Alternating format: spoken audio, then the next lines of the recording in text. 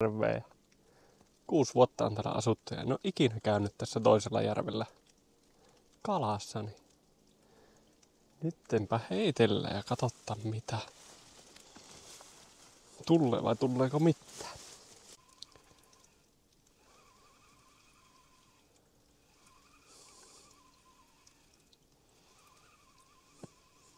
Ensimmäinen partahauki.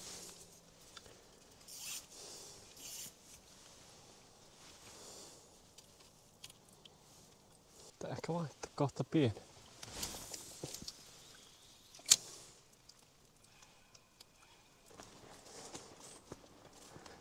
Joo, tämmönen harju on vaan näitten järvien välissä. Järvi 1 ja järvi 2 on täällä.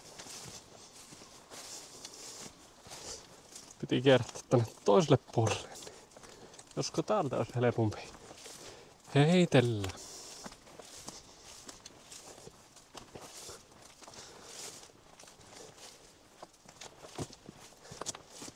On hienoa.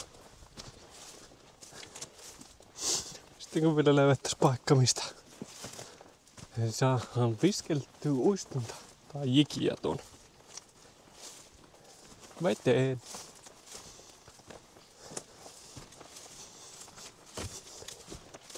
Äsken tuli kaatamalla vettä ja nyt paistaa aurinko. On tämä merkillistä. Nytpä tehdään semmonen, että käydäänkin tuossa. Heitettäänpä sinne tällä kertaa.